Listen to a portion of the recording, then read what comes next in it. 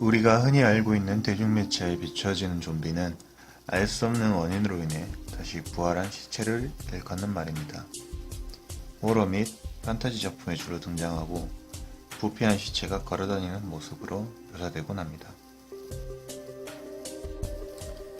우리가 아는 좀비는 1968년 조지 로메로 감독의 영화 살아있는 시체들의 밤에서 캐릭터로 정착되었다고 합니다. 이 단어는 부두교의 뱀 루아인 담발라 외도의 또 다른 이름이기도 하다네요. 이후 아프리카 카리브해 지역 종교와 공포 이야기들에 나오는 되살아난 시체를 뜻하는 말이 되었고, 비유적으로 반쯤 죽은 것 같은 무기력한 사람을 일컫는 말로 쓰이고 있습니다. 비슷한 것으로는 구울이 있죠. 게임하는 분들이라면 잘 알 것 같네요. 좀비의 기원은 IT의 부두교 흑마술로 알려져 있습니다. 일단 흑마술사들이 사망한 상태인 것처럼 보이게 하는 약을 사람들에게 먹이고 죽였다가 혹은 죽인 것처럼 보이게 했다가 다른 약으로 살려내어 환각 상태에 빠진 이들을 농장의 노예로 부렸다는 이야기가 있습니다. 부두교에 따르면 좀비는 부두교의 사제 보커가 인간에게서 영혼을 뽑아낸 존재이고, 보커에게 영혼을 붙잡힌 사람은 지성을 잃어 좀비가 되는데 보커의 명령에 복종해야만 하며, 보커는 간혹 이 좀비들을 노동자로서 착취하거나 팔아버리기도 했다고 합니다. 가끔씩 좀비가 정신을 차리는 경우도 있는데, 부두교에서는 이러한 현상을 본체가 영혼을 되돌려준 것이라고 해석한다 하네요. 하버드 대학의 민속식물학자 웨이드 데이비스는 자신의 저서 The Serpent and the Rainbow에서 좀비화 과정을 과학적으로 연구했다고 해요. 데이비스의 주장에 따르면 보커는 약물을 두 종류를 이용하여 멀쩡히 살아있는 사람을 가사 상태로 만들어 좀비로 부릴 수 있었다고 합니다. IT에서는 이런 식으로 만들어진 좀비 아닌 좀비들을 농장주에게 노예로 파는 범죄가 지금도 성행하고 있다고 하네요. IT 좀비 현상은 우리가 알고 있는 좀비와는 조금 다릅니다. 과거의 일을 기억하고 어느 정도 의식이 있고, 또 사람을 해치지 않고 상처로 인해 좀비가 되는 일도 없었고 불멸의 존재도 아니라고 합니다. 1936년 IT에서 살던 청년들이 놀라운 사실을 언론에 제보합니다. 청년들은 IT 어느 마을에서 묘령의 여인을 보게 되었다고 해요. 그런데 그 여인을 본 청년 중에 그 여인을 알아보는 이가 있었는데 바로 그녀의 남동생이었다고 합니다.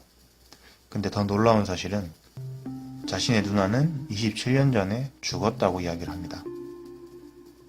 경찰이 확인해 본 결과 그 여인은 정말로 1907년에 사망한 것이 맞다고 합니다.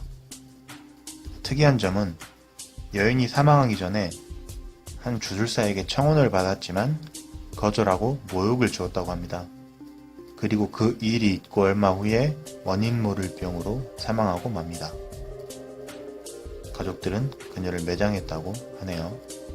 그랬는데 27년 만에 그녀가 되살아나서 돌아온 것입니다. 시체를 확인하기 위해 매장한 곳을 가봤지만 관 속은 텅 비어 있었다고 하는 내용입니다. 충격적이네요. IT 좀비를 만드는 데는 좀비 파우더라는 것이 사용되었다고 합니다. 이것의 주 성분은 보거의 독성분인 테트로도톡신으로 이 독소를 상처 부위에 침투시킴으로써 가사 상태로 만들었다고 하네요. 독소를 희석 정도에 따라 약과 시술에 의한 소생이 가능했고, 독을 다량으로 투입되면 죽음에 이르지만 적당한 양을 투입했을 경우 가사 상태로 있으면서 산소 결핍에 의해 뇌에 손상을 남기게 되고 자발적 생각이 없는 인간, 즉 좀비로 만드는 것이 가능했다고 합니다. 이리하여 말 그대로 좀비는 노예로서 농사일에 사역을 당하는 일이 빈번했다고 합니다. 좀비 시술은 부두의 사제로 있는 보코에 의해서 행해졌다고 합니다. 보코는 의뢰인으로부터 사람을 의뢰받아 조달하는 일을 생업으로 삼고 있는 자였고, 보코는 사체가 썩기 전에 무덤에서 파내어서 몇 번이고 사체의 이름을 불러댄다고 합니다. 그럼 얼마 안 지나서 시체가 무덤에서 일어났을 때 양손을 묶고 농가 등의 노예로 팔아넘겼고, 호는 항아리 속에 담았다고 합니다. 이후 팔려간 좀비는 오랜 세월 노예로 살게 되었다고 하네요. 죽은 자의 가족은 죽은 사람을 좀비로 만들지 않으려고 매장 후 36시간을 지켜보기도 하고 시체에 독약을 입혀 처리하거나 시체를 아예 갈라버리는 경우도 있었다고 합니다. 또 시체에 칼붙이를 쥐어주면서 시체가 일어나기 시작하면은 앞에 있는 보코를 찌를 수 있도록 설치를 하는 경우도 있었다고 하네요. 한편 다른 시선으로 보는 사람들도 많이 있었습니다. 죽은 자를 되살리는 것이 아니라 환각제의 종류를 개발해서 살아있는 인간의 기억과 의지를 빼앗아 노동을 시키려고 만든 기술이라는 이야기도 있고요. 마취제 등을 준비해 가사 상태로 만들어 사망한 것처럼 보이게 하고 마취가 깬 사람이 마치 살아있는 듯 보이는 것이라는 주장도 많이 있습니다.